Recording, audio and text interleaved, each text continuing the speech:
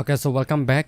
আমরা গত পর্ব পর্যন্ত সাকসেসফুলি দেখেছিলাম যে কীভাবে সিপ্যানেল নিয়ে একদম বেসিক থেকে অ্যাডভান্স কাজ করতে হয়, তারপর হচ্ছে যে একটা ওয়েব মল কীভাবে প্রো মতো তৈরি করতে হয়। সো এই পর্বের এই সেকশনের ফার্স্ট ভিডিওতে আমরা দেখেছিলাম যে এই ওয়ার্ডপ্রেস জিনিসটা কি বা ওয়ার্ডপ্রেস সম্পর্কে একটু জানার চেষ্টা করেছিলাম। তো আজকে আমরা দেখব যে ক্লায়েন্ট এরিয়া বা সিপ্যানেল থেকে কীভাবে আপনার ওয়ার্ডপ্রেসটাকে ইনস্টল করতে হয়। সো আমরা সবাই জানি যে আমাদের ক্লায়েন্ট এরিয়াতে বা আমাদের ক্লায়েন্ট এরিয়া থেকে সিপ্যানেলে কীভাবে লগ ইন করতে হয়, অথবা আমাদের সিপ্যানেলে কীভাবে লগ ইন করতে হয়। আমাদের domain_name.com/2083 দিলে হয়, ওইরকম একটা আমি দেখিয়েছিলাম আপনাদেরকে। সো আজকে আমি আপনাদেরকে দেখাবো ক্লায়েন্ট এরিয়া থেকে কীভাবে সিপ্যানেলে গিয়ে তারপর আপনার ডোমেইনের মাধ্যমে ওয়ার্ডপ্রেসটাকে ইনস্টল করতে হয়। সো আমি এখান থেকে এই যে ক্লায়েন্ট এরিয়াতে ক্লিক করতেছি, কারণ আমি হোস্টেবারে আপনাদেরকে অ্যাকাউন্ট ক্রিয়েট করে একটা ডোমেইন পারচেস করা দেখেছিলাম লাইভ। সো আমি আপাতত এই যে অবড়ো কিবোর্ড আছে এটা আমার একটা কাজের না, সো আমি এখান থেকে রিমুভ করে দিচ্ছি। ওকে, তারপর আমি এখানে লগ ইনের উপর ক্লিক করলাম।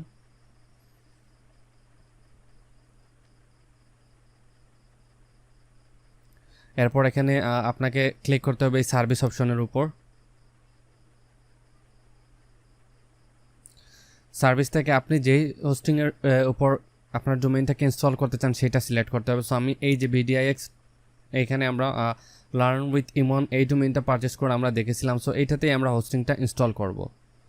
সো এখানে বলতেছে যে আমরা এত % ডিস্ক ইউজ করে ফেলছি। সো এখান থেকে এই যে এখানে পাশে লগ ইন টু সিপ্যানেল নামে একটা অপশন আছে, এইটাকে আমি একটা নিউ উইন্ডোতে ওপেন করে নিব।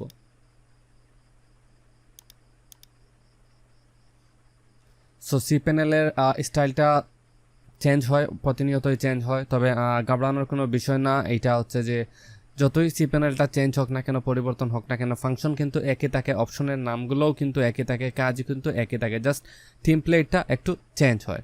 সো সিপ্যানেলটা লগ ইন হচ্ছে। তবে এর আগে যদি আমি যদি এখানে একটু সার্চ করি যে লার্ন উইথ ইমন, কারণ এইটা আমি অলরেডি একবার ইনস্টল করে রেখেছিলাম ওয়ার্ডপ্রেসটাকে, আপনাদেরকে এইটা দেখানোর স্বার্থে যে আপনারা যদি কোনো সময় কোনো ওয়ার্ডপ্রেসটাকে ডিলিট করার প্রয়োজন হয় তাহলে কিভাবে করবেন। সো এটা একটু এই যে আবার এটা চলে আসছে, এটাকে ব্যাক স্পেস দিতে হবে, তারপর এন্টার দিলাম। ওকে, সো এই যে আমরা আমাদের সিপ্যানেলে চলে আসছি। এবার আমরা যদি আমাদের সিপ্যানেলটাকে ওয়ার্ডপ্রেসটাকে ইনস্টল দিতে চাই তাহলে আমাদেরকে এখান থেকে যেতে হবে যে একটু নিচে আসলে এই যে সফটাকুলাস অ্যাপ ইনস্টলার আন্ডার স্ক্রিপ্ট পাবো, এখানে ওয়ার্ডপ্রেস লেখা আছে, অথবা একটু উপরে উঠলে আমরা ওয়ার্ডপ্রেস ম্যানেজার বাই সফটাকুলাস, এই দুইটা থেকে যে কোনো একটাতে ক্লিক করলেই হবে। সো আমি আপাতত এই ওয়ার্ডপ্রেসটার উপর ক্লিক করতেছি। এর সাথে সাথে আমরা এখানে দেখে নেই যে আমাদের একটা এই ডোমেইনের উপর একটা সাইট ইনস্টল করা আছে, একটা থিম ইনস্টল করা আছে। সো আমরা প্রথমে দেখব এই সাইটটাকে কিভাবে রিমুভ করতে হয়, তারপর আবার দেখব কিভাবে ওয়ার্ডপ্রেসটাকে ইনস্টল করতে হয়। সো জিনিসটা উল্টা হলেও আপনাদের বোঝানোর স্বার্থে আমাকে এটা দেখাতে হচ্ছে একদম সহজ করে। ফর এক্সাম্পল, এইটা আমাদের একটা ওয়ার্ডপ্রেস ইনস্টল করা আছে, বা আপনি একটা ইনস্টল করলেন ধরুন।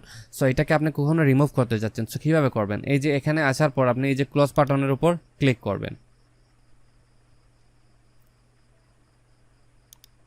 এখানে এই ক্রস বাটনের উপর ক্লিক করবেন। সো এটা হচ্ছে যে সিপ্যানেলে যখন একটু কাজ করবেন আপনারা নেটওয়ার্কটা একটু স্লো কাজ করবে, এটা আমার ক্ষেত্রে, আপনার ক্ষেত্রে, সবার ক্ষেত্রে। I am sorry.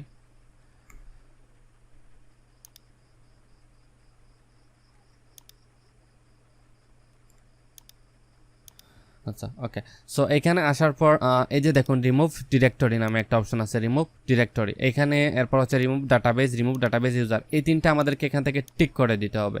যদি আপনার আনটিক করা থাকে এই তিনটা টিক করে দিতে হবে। এই তিনটার মানে হচ্ছে আমরা যখনই একটা ওয়ার্ডপ্রেস ইনস্টল করি আমাদের সিপ্যানেলে একটা রুট ডিরেক্টরি তৈরি করে নেয়, ওটা যে আমার এই ওয়েবসাইটে এই ভিডিওগুলো, এই ফটোসগুলো, এই ডকুমেন্টসগুলো ওই রুট ডিরেক্টরিতে বা ওই মেমোরিতে সেট করা থাকবে, ওইখানে গেলে আমরা যেতে পেতে পারি।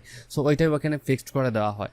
তারপর হচ্ছে ডাটাবেসটাও সেম। তারপর ডাটাবেস ইউজার, আপনি যতজন ইউজার আপনার ওয়েবসাইটে থাকবে চাইলে সবগুলোকে রিমুভ করে দিতে পারেন, এটা আপনার একান্তই ব্যক্তিগত। সো আমি এই তিনটে সিলেক্ট করে দিলাম। এরপরে এই যে এখান থেকে রিমুভ ইনস্টলেশনের উপর ক্লিক করলেই ওইটা রিমুভ, আই থট যে এটা রিমুভ সাকসেসফুলি হয়ে যাবে। সো এই যে এটা সাকসেসফুলি রিমুভ হয়ে গেল। এবার আমাদেরকে ক্লিক করতে হবে রিটার্ন টু ওভারভিউতে, যদি আমরা আমাদের সিপ্যানেলে আবার ফিরে যেতে চাই, অথবা এখান থেকে এইটুকু যদি আমি মুছে ক্লিক করি তাহলে আমরা এটা সিপ্যানেলে নিয়ে আসবে। সো সিপ্যানেলে আসার পর আবার ঠিক সিমিলারভাবে ওয়ার্ডপ্রেসের উপর আপনারা ক্লিক করবেন, অথবা সার্চ বারে লিখবেন যে ওয়ার্ডপ্রেস, লিখে ক্লিক করবেন। এরপরে এখানে আপনারা লিখবেন যে ক্লিক করবেন ইনস্টল নামের উপর। তারপর এই যে এই প্যানেলটা আপনাদের সামনে ওপেন হবে। সো আপনারা যখনই ওয়ার্ডপ্রেস ইনস্টল করতে যাবেন তখন আপনাদের সামনে এই প্যানেলটা চলে আসবে। এইখানে কিছু ইম্পর্টেন্ট ফিচার্স বা ইম্পর্টেন্ট জিনিস আছে যেগুলো আমাদেরকে দেখতে হবে। এই যে কুইক ইনস্টলের উপর যদি আমি ক্লিক করি অনেকগুলা অপশন আমার এখান থেকে কমে যাবে, কিন্তু আমরা বরাবরই এখান থেকে কাস্টম ইনস্টলের উপর ক্লিক করব, এতে করে আমাদের ইনস্টলেশনটা অনেক বেটার হবে। এবার আমি একটা জিনিস আপনাদেরকে এখানে একটু বোঝাই যে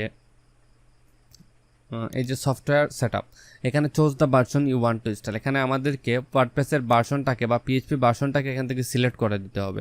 সো আপনি যদি প্রিভিয়াস ভার্সন সিলেক্ট করতে চান তাহলে করতে পারেন, আর আমি সবসময় প্রেফার করবো যে আপনি লেটেস্ট ভার্সনটাকে এখান থেকে সিলেক্ট করার জন্য। সো সিলেক্ট করে দিলাম। এরপর চুজ ইনস্টলেশন ইউআরএল, আপনার ইউআরএলের প্রথমে কি হবে, যেমন আপনি যদি এখান থেকে যদি এটা একটু দেখেন, এই যে এখানে দেওয়া আছে https, তারপর হচ্ছে //.com। ওকে, সো আপনি এখান থেকে কোনটা দিবেন, আমি অলওয়েজ প্রেফার করবো আপনি 3 নম্বরটা সিলেক্ট করার জন্য, যাতে আমরা যদি কেউ https ডট লিখে যদি আপনার সাইটটা সার্চ দিই তাহলেও আসুক, আবার www ডট লিখে সার্চ দিলেও আপনার সাইটটা চলে আসুক।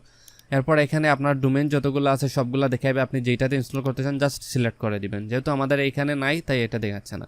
তারপর হচ্ছে ইন ডিরেক্টরি মানেটা কি, ফর এক্সাম্পল এখন আমাদের ওয়েবসাইটটা আছে https://learnwithimon.xyz, কিন্তু আপনি যদি এইখানে এই ইন ডিরেক্টরির ভিতরে যে কথাটি লিখে দিবেন, ফর এক্সাম্পল আপনি এখানে লিখে দিলেন যে ওয়ার্ডপ্রেস, তাহলে এই যে ওয়ার্ডপ্রেস লেখাটা আছে এই লেখাটা হচ্ছে আপনার এই ইন ডিরেক্টরির পরে আরেকটা স্ল্যাশ হবে, যে এইরকম আপনার ওয়েবসাইটের লিঙ্কটা প্রদর্শন করবে learnwithimon.xyz/wordpress। সো এই ইন ডিরেক্টরিতে আপনি যেটা দিবেন এইটাই আপনার এইখানে শো করবে একটা সাবডোমেইনের মতো। সো আমরা অলওয়েজ খেয়াল রাখবো যাতে ইন ডিরেক্টরি গোটা আমরা ফাঁকা রাখি, কারণ আপনি কি চাইবেন এত টাকা দিয়ে ডোমেইন হোস্টিং কেনার পর আপনার সাইটের নামে আরও একটা জাবড়া বা কিছু একটা চলে আসুক। ওকে, সো এরপরে হচ্ছে যে এখানে এইটা সেট করা হয়ে গেলে এরপরে হচ্ছে সাইট নেম মানে হচ্ছে আপনার ওয়ার্ডপ্রেসের নেমটা কী হবে, যেমন আমি এখানে সেট করে রাখছি যে সফট কোডার ভিডিও আমাদের ওয়েবসাইটের নেম। এরপরে এইটার একটা ট্যাগলাইন দিছি যে কমপ্লিট ওয়েব সলিউশন। সো এটা আপনাকে এখানে লিখে দিতে হবে। সো মাই ব্লগের জায়গায় আপনি আপনার সাইট নেমটা লিখে দিবেন, তারপর হচ্ছে এখানে আপনার ট্যাগলাইনটা লিখে দিবেন। সো যেহেতু আমরা এটা লার্ন উইথ ইমন, সো আমরা ওইটা লিখে দিই যে learn with Emon complete web solution. Okay, তারপর এনেবল মাল্টিপল সাইট WPMU, এটার মানে কি, এটার মানে হচ্ছে যদি আপনি একটা সাইট ক্রিয়েট করে একটা থেকে অনেকগুলো সাবডোমেন ক্রিয়েট করে আপনি কাজ করতে চান তাহলে এইটা আপনাকে অন করে দিতে হবে। অর্থাৎ আপনি বারবার cPanel এসে সাবডোমেন ক্রিয়েট না করে আপনি যদি চান যে ওয়েবসাইটের ভিতর থেকে আপনি সবগুলো ওয়েবসাইটকে একসাথে কন্ট্রোল করবেন তাহলে এটা করে দিতে পারেন, তবে এটার কিছু ড্রব্যাক আছে, আমরা ওইটা পরে এক্সপ্লেন করব। তারপর হচ্ছে যে অ্যাডমিন অ্যাকাউন্ট ডিটেলস। ওকে, এইখানে হচ্ছে যে সবচাইতে ইম্পর্ট্যান্ট এইটা হচ্ছে আমরা সাইটের যে ব্যাকএন্ডে লগ ইন করবো, আমরা ব্যাকএন্ড সম্পর্কে আমরা জেনেছিলাম। সো ব্যাকএন্ডে যে লগ ইন করবো, এই যে এখানে যে কাজগুলো করবো আমরা, যদি আমি এখানে যদি আমি সফট কোডার ভিডিওর ব্যাকএন্ডে একটু লগ ইন করে আপনাদেরকে দেখানোর সুযোগ করে দিই, যে আপনারা আমাদের এই কোর্সটি দেখতেছেন, আপনাদের এই কোর্সগুলো আমরা কীভাবে কন্ট্রোল করতেছি যদি এইটা আপনাদেরকে আমি দেখাতে চাই তাহলে আমার ওয়েবসাইটের ব্যাকএন্ডে একটু লগ ইন করতে হবে। সো নেটওয়ার্কটা একটু প্রবলেম করতেছে, একটু অপেক্ষা করি।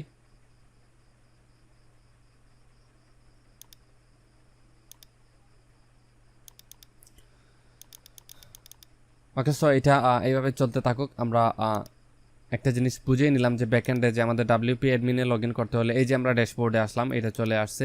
সো এই ড্যাশবোর্ডে লগ ইন করতে হলে আপনাদেরকে একটা ইমেইল এবং পাসওয়ার্ড দিতে হবে এবং ইউজার নেম দিতে হবে, যেটা উপর বেস করবে যে আপনার ওয়েবসাইটটা কি হ্যাক হয়ে যাবে নাকি হ্যাক কেউ করতে পারবে না, ওই রকম কিছু টাইপের একটা। সো এখানে আপনাকে সব কিছু সেট করে দিতে হবে। সো প্রথমে একটা অ্যাডমিন ইউজার নেম, একটা জিনিস মনে রাখবেন কখনো অ্যাডমিনের জায়গায় অ্যাডমিন আর পাসওয়ার্ডের জায়গায় এই জিনিসটা ভুলেও দিবেন না। ওকে, সো অ্যাডমিনের জায়গায় আমি দিয়ে দিচ্ছি যে লার্ন উইথ ইমন। ওকে, বা আমি এখানে আমার নামটা জাস্ট টাইপ করে দিলাম, তারপর এখানে পাসওয়ার্ড বলতেছে, সো আমি একটা পাসওয়ার্ড সেট করে দিই।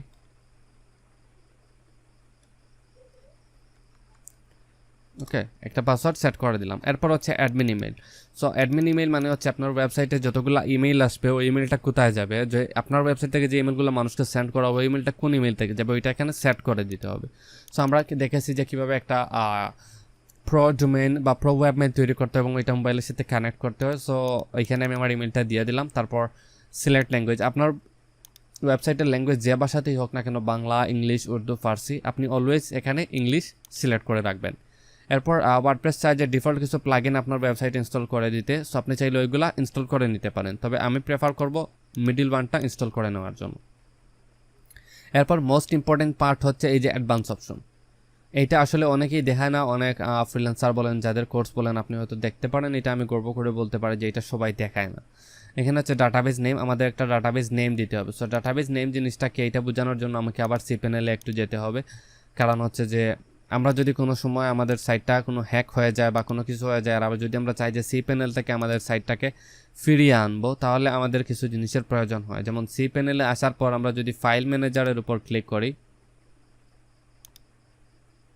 অথবা এখান থেকে যদি আমরা এফটিপি অ্যাকাউন্ট, তারপর হচ্ছে ব্যাকআপ, এগুলাতে একটা একটা করে দেখতে পারে। এই যে মাইস্কুল ডাটাবেজ, আমি যদি মাইস্কুল ডাটাবেজেস এটার উপর ক্লিক করি, একটা জিনিস দেখুন, এই যে দেখুন এখানে আমার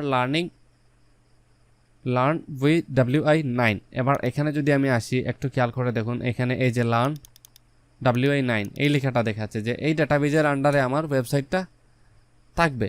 সো আমি কি এইটা চাই? না, আমি চাই না। আমি চাই আমার অন্য একটা নামের আন্ডারে এই ওয়েবসাইটটা থাকুক, এখানে আমার লার্ন উইথ সামথিং দেওয়া থাকুক, আমার ওয়েবসাইটের নাম দেওয়া থাকুক। সো ঠিক সিমিলারভাবে এই যে এখানে দেখুন লার্ন উইথ সামথিং দেখাচ্ছে। সো এই ডেটাবেজের নেমগুলো আমাদেরকে সেট করে দিতে হবে, যাতে পরবর্তীতে আমরা খুঁজে বের করতে পারি। ফর এক্সাম্পল, আপনার একটা হোস্টিংয়ে 20টা অ্যাকাউন্ট আছে, 20টা ডোমেইন আছে। সো আপনি এই র্যান্ডমলি দিয়ে দিলেন এক একটার নাম। সো পরবর্তীতে আপনি কি মনে রাখতে পারবেন WP227 মানে হচ্ছে যে লার্ন উইথ ইমন, WP22592 এটা হচ্ছে যে আরেকটা। সো এখানে আপনারা 4 ডিজিটের একটা নাম দিয়ে দিবেন। সো আমি দিলাম লার্ন উইথ ওকে। তারপর সেমটাকে কপি করে নেবেন, কপি করে এখানেও পেস্ট করে দিয়ে দিবেন, দেওয়ার পর একটা আন্ডারস্কোর দিয়ে দিবেন। এরপর আর কিছু এখান থেকে করতে হবে না। তারপর আপনারা চাইলে এখান থেকে কোনো থিম সিলেক্ট করে দিতে পারেন, অথবা থিম সিলেক্ট না করলেও হবে। জাস্ট এখান থেকে ইনস্টলের উপর ক্লিক করলেই ওয়ার্ডপ্রেসটা অটোমেটিক্যালি 3 থেকে 4 মিনিটের ভিতর ইনস্টল হয়ে যাবে। বাট এখানে বলে যে 3 থেকে 4 মিনিট, বাট আমি আমার 4 থেকে 5 বছরের অভিজ্ঞতা থেকে দেখেছি যে সর্বোচ্চ 40 সেকেন্ড লাগে। এবার এটা হচ্ছে আমাদের ফ্রন্ট এন্ড। আমরা এখানে আমাদের সব চেঞ্জেসগুলো দেখতে পারবো, যে আমাদের ওয়েবসাইটে কী চেঞ্জেস আমরা করলাম। আর এইটা হচ্ছে আমাদের ব্যাকএন্ড। আমরা যা কাজ করব সবগুলাই করব এই ব্যাকএন্ড থেকে, অর্থাৎ learnwithimon.xyz/wp-admin/ এইখান থেকে। সো এখান থেকে আমরা বিস্তারিত কাজ করব এবং আমি পর্বে এখান থেকেই নিয়ে আলোচনা করব। সো আই হোপ যে আপনারা কীভাবে একটা ওয়ার্ডপ্রেস সাকসেসফুল ইনস্টল করতে হয় সেটা পারবেন। সো আপনারা নিচের অ্যাসাইনমেন্টটা কমপ্লিট করে ফেলুন। সো দেখা হচ্ছে আগামী পর্বে। Thank you.